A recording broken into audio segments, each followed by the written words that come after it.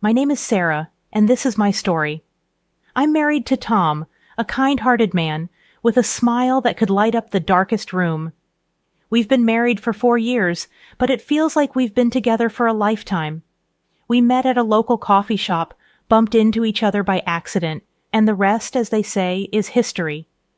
But there's one part of my life that feels more like a recurring bad dream. Martha, Tom's mom. Martha is, well, she's a character. Since we got married, she's had this habit of dropping by unannounced. It was annoying at first, but now it's just part of our daily routine. She's got something to say about everything and anything I do, and it's never praise. It was just another Tuesday evening. I was in the kitchen, the aroma of roasted chicken filling the air, setting the table for 3. Tom was on his way home, and Martha, of course, decided to pop in. "Chicken again, Sarah?" Martha walked into the kitchen, her voice dripping with disappointment. "If it were me, I'd have made pork. Tom loves my pork roast." I tried to keep my cool. "Tom likes chicken too, Martha, and it's healthier," I said, trying to diffuse the situation. She clicked at her tongue, moving closer to inspect the salad. "Lettuce and tomatoes, how original." Just then, Tom walked in. "Something smells good," he said, wrapping his arms around me. He kissed my cheek before noticing his mother. "Mom, what a surprise." "Not a good one, apparently," Martha muttered, eyeing the chicken like it had personally offended her. Tom caught my eye, a silent plea. "Be nice to her," it said. "She's had a tough year." I sighed, the fight draining out of me. "Dinner's ready. Let's eat." We sat down, and the usual happened. Tom talked about his day, I chimed in with stories of my own, and Martha found a way to criticize every single thing. When Tom complimented the chicken, saying it was just as good as any pork roast, I saw Martha's lips thin, but for once, she kept quiet.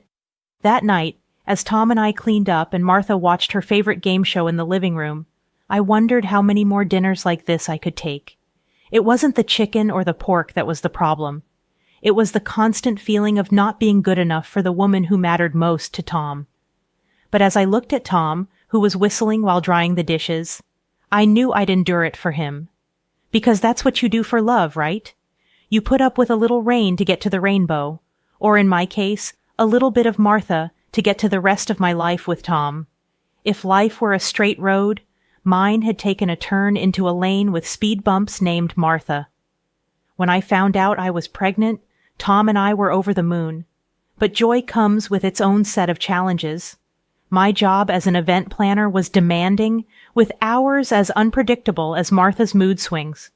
So I made the tough choice to step down to a less taxing role, which unfortunately meant a smaller paycheck. It was a Sunday morning, and I was flipping pancakes, humming to myself, feeling content. Tom was reading at the table, and then, as if on cue, Martha walked in, her presence immediately changing the air. "So, Sarah, how does it feel to contribute less to the household?" Martha didn't waste any time, going straight for the jugular as she poured herself a cup of coffee. "It feels responsible, Martha. I need to take care of myself and the baby." "Babies don't need money, huh?" "Interesting logic," she retorted, taking a sip and making a face. "This coffee is weak." Tom looked up, his brow furrowed. "Mom, that's not fair. Sarah is doing what's best for our family." Martha scoffed. "Oh, please. When I was pregnant, I worked until the day I gave birth, and I made sure to contribute equally." I plated the pancakes and sat down, trying to keep the peace. "Times are different now, Martha, and I'm still working, just not as much." She shook her head, her disapproval as clear as the sunny day outside. "You just make sure you don't get too comfortable. Money doesn't grow on trees." The conversation hung heavy over breakfast. Even the pancakes tasted like tension. Tom squeezed my hand under the table, a silent show of support. But as I watched Martha pick at her food with a sour expression, I knew this was far from over. I was bracing myself for a long road ahead full of Martha's backhanded comments. But in my heart, I knew the peace of mind from a less stressed pregnancy was worth any pay cut. And I'd do it all over again if it meant a healthier me and a healthier baby. Life has a funny way of flipping the script. Before Jamie, my home office was a place of tranquility. Now it's a circus, and I'm the juggler. Working from home while taking care of a newborn is like trying to thread a needle on a roller coaster. But it's our roller coaster, and I wouldn't trade it for the world. One Wednesday afternoon, as I was knee-deep in emails and baby burp cloths, the doorbell rang. I knew without looking it was Martha. "Just a minute," I called out, balancing Jamie on one hip and my laptop on the other. When I opened the door, there she stood, purse and judgment in hand. "You look like you could use some help," she remarked, pushing past me into the living room. I followed her, settling Jamie into his bouncer. "I've got it under control, Martha. It's just a busy day." She peered at my laptop screen, then at Jamie, who was trying to decide if he was hungry or sleepy. "Doesn't seem like it. You know, when Tom was a baby, I made sure everything was spotless, and he was always my focus." I bit my tongue, resisting the urge to defend my scattered living room. "Well, times have changed, Martha. Working from home is a balancing act." She sat down, watching me like a hawk. "Does Tom know how chaotic it is here?" I sat across from her, trying to maintain a sense of calm. "Tom understands. He knows I'm doing my best," I said. Martha tutted, looking around with thinly veiled disapproval. I suppose your best will have to do." I wanted to tell her that my best was more than enough, that I was a good mom and a good worker. But with Jamie starting to fuss, I didn't have the energy for another round with her. As she left, Martha's parting words were, "Remember, Sarah, a mother's place is with her child, not with her work." I closed the door gently, leaning against it for a moment. Her words stung, but as I picked up Jamie and he smiled, all gums and drool, I knew I was doing all right. Work can wait. These moments with Jamie cannot. And if that means my living room is a bit messy, so be it. It's our mess, and it's perfect. 4 years into our marriage, and life had settled into a rhythm, albeit one constantly interrupted by the discordant notes of my mother-in-law, Martha's visits. The first year of Jamie's life was a whirlwind of diapers, late-night lullabies, and the struggle of maintaining a career from the confines of our home.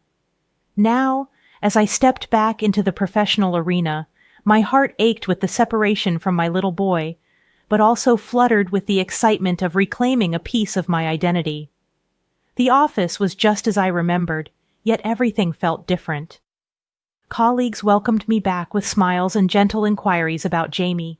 My desk, once a shrine to efficiency, now also housed a colorful array of drawings and a photo of Jamie's toothless grin.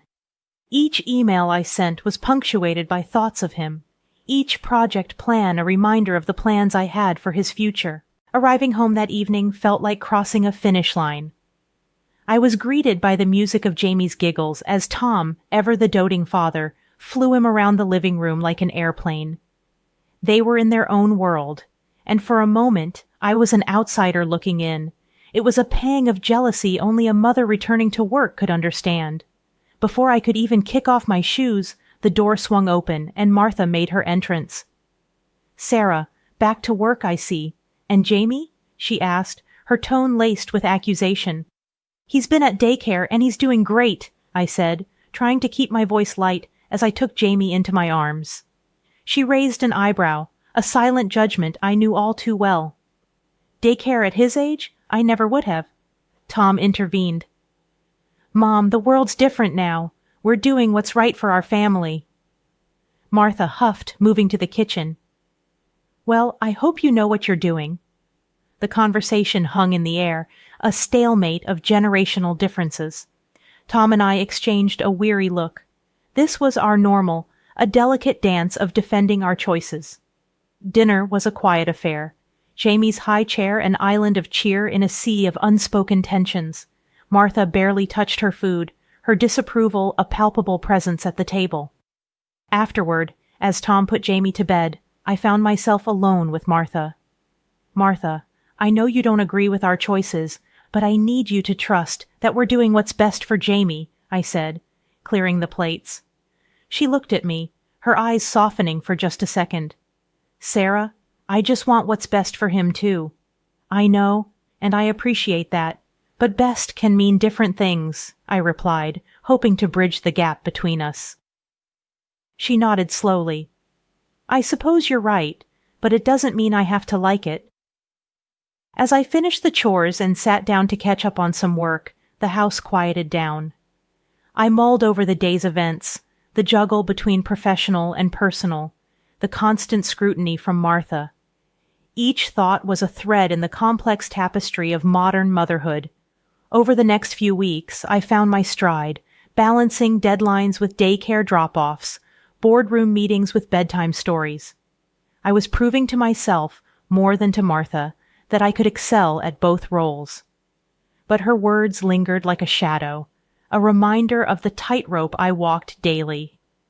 One evening, as I watched Jamie sleep, his chest rising and falling in peaceful slumber, I realized that this was my why. The long hours, the missed cuddles, they were all for this moment of tranquility, for the future we were building. And as I turned off the light, a sense of determination settled in my heart. Martha might never understand, but that was okay. This was our life, our choices, our grind. And with Tom and Jamie by my side, I was ready for all of it. When Tom and I approached Martha about watching Jamie while I worked, she accepted with a strange spark in her eye. Of course, I'll watch him. A grandmother's place is with her grandchild, she had said, almost triumphantly. The first day I left Jamie with her, armed with a list of instructions and a kiss on his forehead, I reminded her, "If you need anything, call me," feeling the familiar tug at my heart as I walked out the door. "Sarah, go to work, we'll be fine," Martha said, her voice tinged with the confidence that only grandmothers possess. But as the days passed, her enthusiasm began to wane. Each evening I returned to a litany of complaints. "He wouldn't nap, he's too fidgety, he throws his food," she'd report with exasperation. One evening, as I handed her a cup of tea, I ventured cautiously, "Martha, if it's too much, we can look into a daycare for Jamie." She set her cup down with a clatter. "No, I don't trust those places. I'll watch him. But you seem so tired, and I hate seeing you like this," I replied, concern lacing my words. Martha's eyes met mine, stubborn as ever. I said, "No, Sarah. I'm his grandmother. It's my job to endure.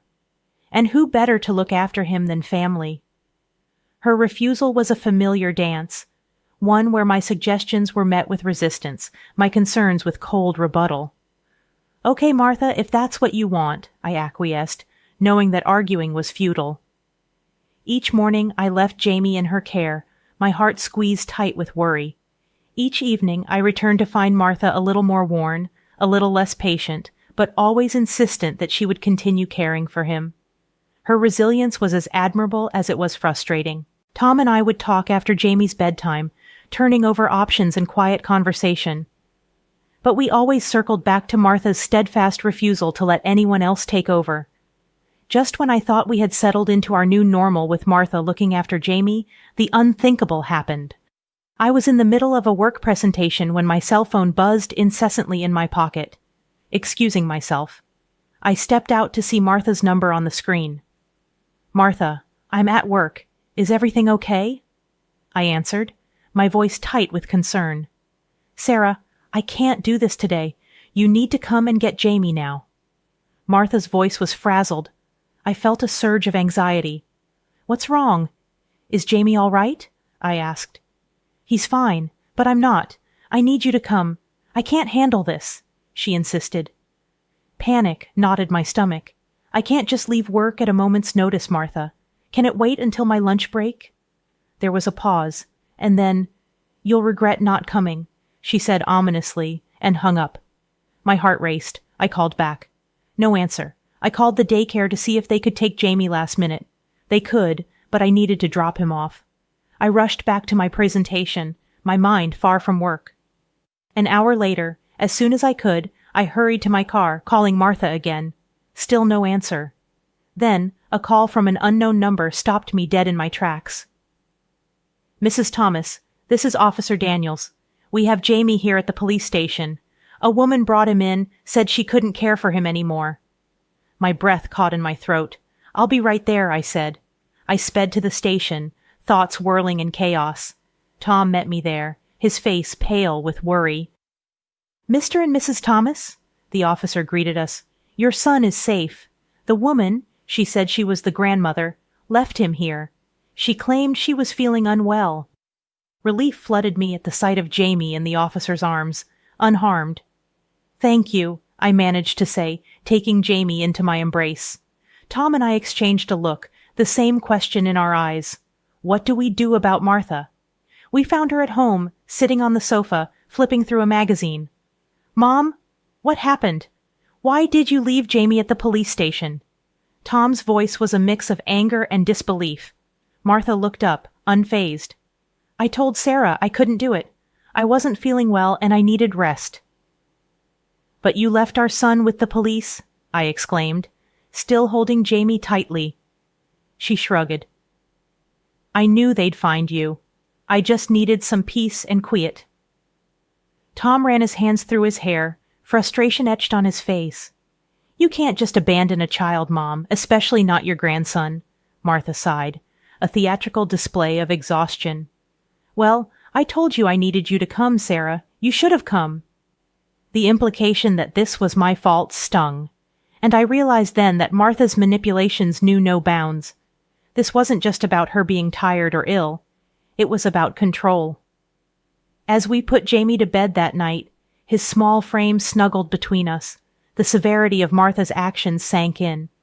This was a breach of trust that couldn't be mended with apologies or excuses. We had to protect our little family, and unfortunately, that meant setting boundaries with Martha. She had taken her opposition to me too far, and we couldn't risk Jamie's safety on her whims. The morning after the police station incident, our house was steeped in a heavy silence.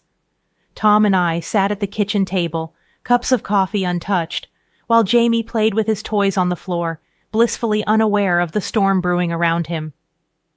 "We need to talk to her, Tom. What she did," I started, the anger from the night before simmering in my voice. Tom nodded, his face grim. "I know, I'll call her." He dialed Martha's number, and I could hear the faint sound of a ringtone from the living room where she slept. There was a click, and then her voice. "Tom, what is it, Mom? Why didn't you tell us you were feeling unwell before taking Jamie to the police?" Tom's voice was steady, but I could hear the underlying strain. There was a pause on the other end. I just needed to rest. I thought they would call you immediately." Martha's voice was a mix of defensiveness and weariness. "But that's not the way to handle it, Mom. You scared us to death," Tom pressed on. "I didn't mean to," Martha's voice cracked, and I wasn't sure if it was genuine remorse or another act. Tom sighed. "We're going to see what the officers at the station say. They mentioned there was a recording." Martha was silent again, and then, "Fine, do what you need to do." The call ended, and Tom and I got ready to go to the station. We needed answers. At the station, Officer Daniels greeted us. "We have the footage from when she brought Jamie in. You should see this." We braced ourselves as the officer played the video. There was Martha, looking calm and collected, as she handed Jamie over to the officer, her voice clear, devoid of distress. "I can't do this anymore. He's the grandson." My heart sank. There was no sign of the sick, distressed grandmother she had claimed to be. "We need a copy of this," Tom said, his voice hard. Back home, Martha was pacing the living room when we walked in. She turned to us, a question in her eyes.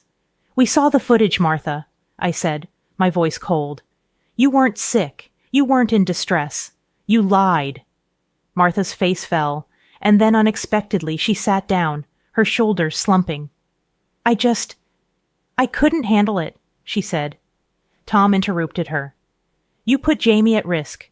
You lied to us, to the police. How could you?" Tears streamed down Martha's face, but the theatrics didn't move us this time. "I'm sorry," she whispered. But it was too late. The trust was broken. That evening, after Martha had packed her things and left, Tom, Jamie, and I sat in the living room, a tight little circle. We didn't say much, but we didn't need to. We had each other, and we would move forward together. The truth had been painful, but it had also set us free. It had only been a few days since Martha had left when she unexpectedly reappeared at our doorstep, as if the incident had never occurred. She stood there with a smile, offering to watch Jamie. "Martha, what are you doing here?" I asked, my voice steady despite the turmoil inside. "I've come to help with Jamie, like before. You obviously need the help," she said, brushing past me into the house. I was dumbfounded. "Martha, after what happened, you think we can just go back to how things were?" I exclaimed. She turned to me with a defiant look. "Well, it wouldn't have happened if you had come when I called," she retorted, her words sharp like daggers. Before I could respond, Tom walked in, his face darkening at the sight of his mother. "What are you saying, Mom? That this was Sarah's fault?" Martha's eyes didn't waver. If she had been a stay-at-home mother like she should be, none of this would have happened. That's when Tom exploded, the anger and frustration that had been simmering for days finally boiling over.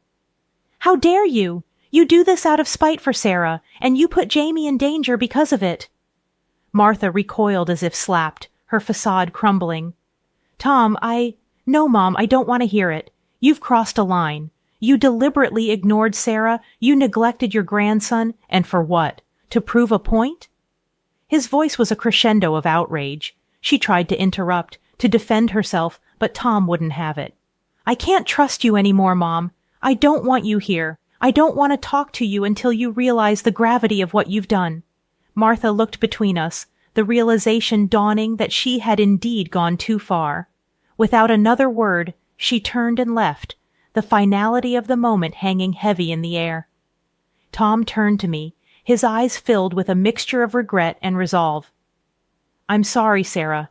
I should have seen it sooner, but I promise you, Jay's safety comes first. We come first."